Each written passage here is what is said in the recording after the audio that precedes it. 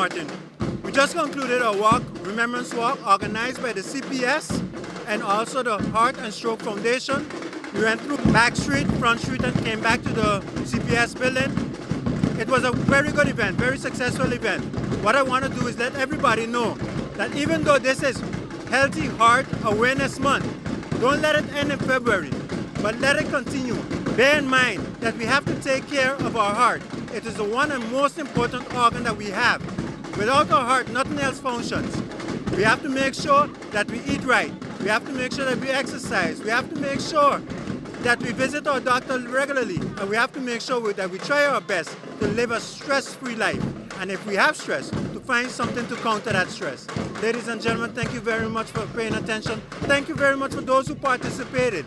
And I look forward for next year, more persons participating, more persons contributing, more persons spreading awareness and ensuring that all of us as a community take actions and take the preventative role when it comes to heart and strokes.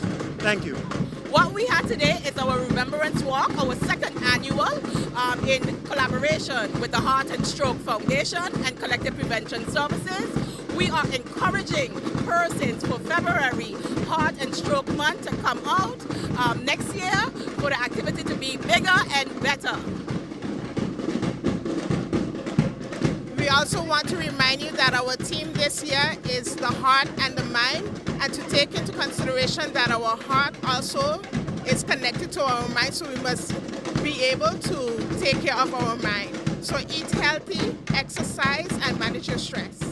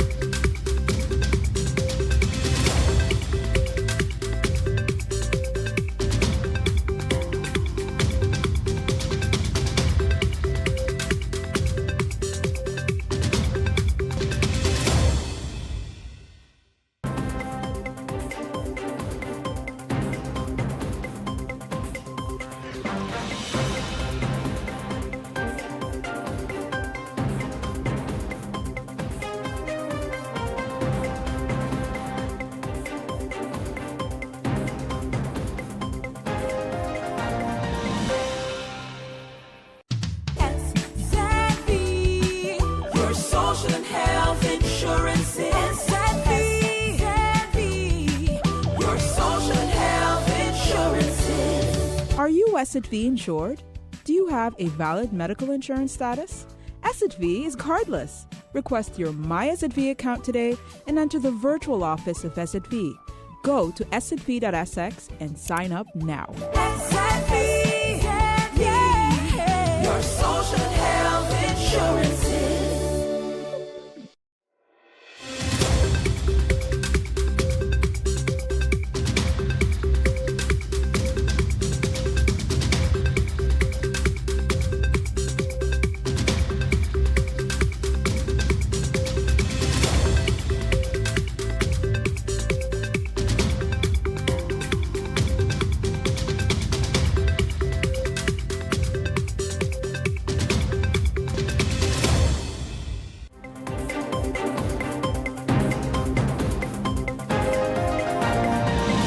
Listening to the presentation and a couple of the comments you added in, I made notice of, for instance, land policy where it's going to have I feel like maybe it may potentially have an all-encompassing effect covering other ministries where, for instance, if it's done completely, that means it could also potentially include protection of monuments and certain land areas, then I guess, which means that it will, private property. But then it will also restrict certain tourism, construction development, based on what I hear. So it was very, very brief in an additional comment. So I just want to know if this has the potential of actually be far-reaching, because one of the challenges that we've had here, when you look at everything separate, is when you feel like you have a protected area, something happens to it, because whatever process has to be done to protect something didn't take place. And then if we're talking about exactly the comment that you said of we may have sort of reached capacity on certain projects, that also will have an effect on it. So we're touching now already education, culture, youth, and sports ministry, as well as tourism, economic affairs, transportation, and telecommunication ministry. If that is the intention, then what is the dialogue that's happening with the other ministries now on it? Is there any sort of authority that needs to come over your direction? Because for me, I feel like it should be an all-in-one package. That way we don't have this constant back and forth on cultural heritage, on our tourism plan for the future. I'm very happy to hear that finally there's going to be a land policy. I know this has been a hot topic for many years, maybe even a decade, where ministers have the discretion to give out land to who they want, when they want, and even some of the time, the time when they allocate the land is very suspicious, and it definitely goes against some of the major plans that governments have. I would even go as far as prioritizing the people in society with lower socioeconomical status, because I believe that everybody should have a fair chance to acquire land and fulfill their dreams of home ownership. So I'm very glad that this is now in play. I have a few more questions as the presentation and the dialogue continue, but I'm very glad to hear this is finally here. Thank you. Minister, I only have one question with regards to the policy when it comes to implementing procedures on how an applicant should apply. I know you mentioned about first going public with your intention, but many individuals, for example, over the years have applied for long lease land. They never received an answer. I think it is respectful that individuals get an answer, whether they are going to get it or if there's no long lease land or pertaining to the zoning where they're looking for property. Many are still awaiting answers or response from your ministry as to what is going on for many years. As I know, for example, in the Ministry of TIAT, if you apply for a taxi license, there is a moratorium. They will receive a response that there's a moratorium. If the moratorium is lifted, then they have the opportunity to apply again, and their chances are there 50-50. But is there any way within the policy that if one applies for property, what is the time frame for them to receive a response whether or not they can obtain long lease land? If when this new policy is in place, the people that already have requested, do they still, or is their request still active in the system? Or will they have to reapply or re-request to be able to get a piece of government land? That is extremely important because there's, I think, a lot of requests pending in the system. And like my colleague just mentioned, it would be extremely important that they either get a reply or are told what to do and how to move forward, because that's one of the biggest frustrations that actually take place. Then, Madam Chair Lady, through you, to the minister, if the minister could maybe in an infomercial or, just maybe on government webpage, put down how someone can request a piece of government land. A lot of times it's not about if they can, but just that they don't know how to go about with the whole process, and that creates frustration and a lot of misinterpretations where people would believe that, hey, I didn't get a fair chance, someone else got. So just ter informatie, that would be something that I would like to see. Minister, I took note of your presentation, and the presentation has the timelines of actions passed, actions done up to date, and also that a third party will be executing basically the construction of the policy moving forward, and it should be done within a year's time. What I would have liked to see as well in the presentation, although a third party is going to put the policy together, it also comes with some directives from the Minister's Cabinet, through you, Madam Chair, of basically what the Minister would like also to be in it when it comes to directives and vision, right? And I did not get, because since the whole DNAM arrest and the whole issuance of making of a new policy, the public would also like to know what they can expect, right? So is there going to be a shift in vision with the way the land is allocated, of course with transparency, but as well, what I was hoping for is that moving forward, not only issuing the land, but also that the government has, especially seeing that land is so scarce nowadays, and the movement forward when it comes to green spaces, social spaces, etc., that the government also incorporates a type of development plan for the land that's about to be issued, right? So although you issue one plot of land, that land is part of a bigger picture that's, once everything is developed, that it encompasses what the vision is of the government moving forward. So that way you don't miss social spaces, you don't miss green spaces, you don't miss spaces, period. So my question is, what is the vision of the Minister as it pertains to the way forward with the policy? I understand that he cannot give the details of it because he's not the one making it, but I know that his vision will be incorporated in it.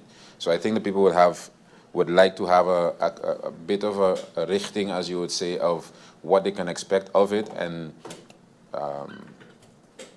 within the year, also if the Minister will be coming back with various updates pertaining to the status of the policy moving forward. You stated, Minister, through you, Madam Chair, in the country package, that there are 3 dates. So what happens, because you said there's also a lack of personnel or interested persons that would qualify for this position. What happens after February 22nd, after that deadline has been met, and we still do not have or found, let's say, the right person that we say, this is the one that's going to make sure that the project goes ahead? So that, and also the temporary policy, is that ready? And also, does the public know about it? How will how will pending requests be handled or informed? Do we still have CapEx available to purchase land? Because we know government land is scarce as it is, so we might have to look at acquiring private properties. So is CapEx available for those kind of purchases? I kind of feel like the government is coming to present items, but again, it's almost kind of pointless. Why are we sitting here today? Like, we're coming again to discuss the land policy. We know the issue with land policy. We had a whole motion regarding land policy. So what was the point of this meeting today? Like, what does the ministry expect from us as MPs? We don't have a solution. And going back, and it's hard for me not to go back a little bit, because this government, and I keep emphasizing on that, and this coalition, they love to go back and say the former administration, et cetera, et cetera. And when we look at what was said in the past, a land policy was drafted, seemingly it wasn't perfect, but it was done. And it was made to seem as if one could be drafted in 6 months, in a year, 2 years, and now today, the government is right there for more than 6 months, and the timeline going out is another year, basically. I have a lot more questions, but based on the information given, they're still in the research phase. They're still in the phase of looking at the other islands. They're still in the phase of finding a third party. So a lot of questions that we might have today, they're still having to go and do research on. So I really don't see the point of having meetings from government to come and give us a report, but without a position or vision of government itself, because we've had these meetings already. I do have a question, though, in regarding something that we were looking at as a government back then, and also a potential extra revenue generating for this government. We looked at, well, it's a proposal that I brought forward to Rami at that time. I said, hey guys, we have individuals also, yes, we have the DDAM situation, but we also have individuals that already have long lease land, especially around the lagoon, the pond area, among other areas. But what they've also done is continue to fill in, right? So they've continued to create value for themselves, but excluded government. So I said, hey guys, I think the department where the former minister worked, Mikolos, I forgot the name of his department, they had done a big project once with drones and actually knowing all where the land is. We said, listen, look at that land and let's tell the person, we don't want to take it back, but you have to pay because you now created more government land, lease land, but you're not paying for it, all right? So is that something the government can now look into that's separate from DDAM arrest because these individuals already have the land. And again, I know the government needs money. So let's look into this because, like I said, it'll continue to happen. We need to know exactly how much extra land has been created, how much extra value has been created, and that has an economic value and money for government. What is the update? How many cases are now by the notaries? How many cases do we have at the notaries that of persons purchasing a property or trying to purchase or trying to have a transfer done that cannot be done? I know there are cases since we were there. So how many cases are you aware of currently of persons that cannot execute that transfer? Of MP Artwell Arian, the question was individuals with long lease land around the lagoon and the pond area, they have been filling in land. Can the government now charge people for the extra land that has been created? The ministry is aware of these situations. Unfortunately, this is not the right answer. Part of addressing this forms part of E7 backlog and management of domain affairs, one of the 3 other projects within this Lands Paquette country package. Currently, the ministry addresses this during active transfers or requests for extensions. This is then charged with a fine. How many cases do we know of the notary where people cannot execute a transfer because of the DDAM arrest? The new administration has not given off any long lease issuance. Any decrees that have been issued in the past will not be renewed, will not be given off. This will be invalidated by the DDAM. This has been made invalid with the DDAM arrest. Are there any updates regarding Vineyard Heights? As long as there's no new issuance policy, the parcels over the bank cannot be issued. When these parcels will be issued, this will be done in full accordance with the DDAM criteria, meaning that everybody will be able to apply any old decrees that have now been expired will and cannot be renewed. Will the policy also have different specifications of different zones? The classifications of these fall under the country zoning, and of course, the land issuance policy must be in alignment with the zoning regulations. This was mentioned in slide 3 of my presentation. What is the minister's view on the country package specific to Vromi? Does the minister see himself in the country packages, and does he see the value for St. Martin? Any initiative that aims to increase transparency, streamline processes, and improve overall governance has and will continue to have my support.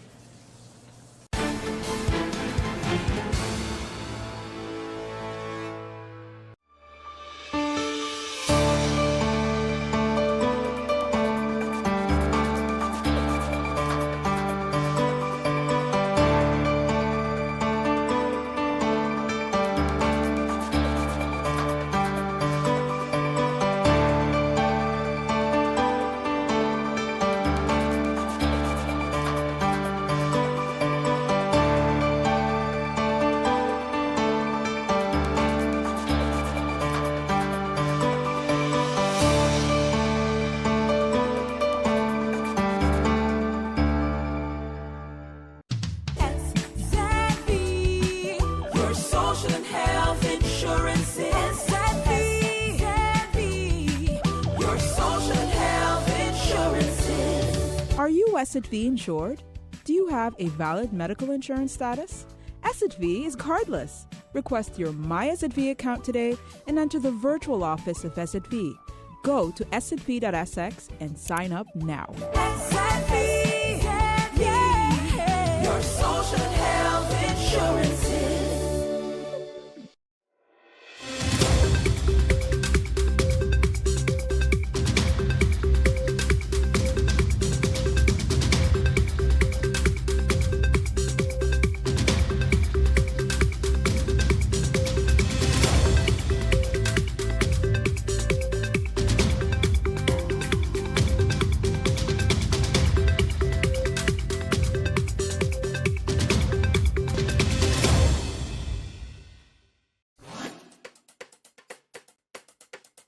time for a new brand that is as bold, vibrant, and colorful as the island of St. Martin, with colors drawn from our diversity,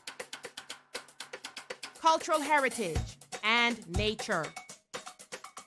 Our breathtaking beaches, waters, and sun, the majestic brown pelican, our national symbol, the radiant yellow sage, our national flower, the historic border monument signifying the Dutch and French sides, our exciting cruise, yachting, and boating ports, renowned Maho Beach and St. Martin Airport, the hub to the Caribbean.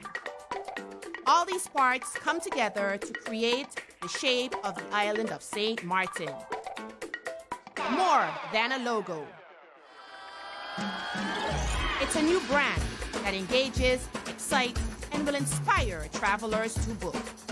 It's time to tell the St. Martin story, to reintroduce travelers to St. Martin, to honor our past, to embrace our present, and shape our future.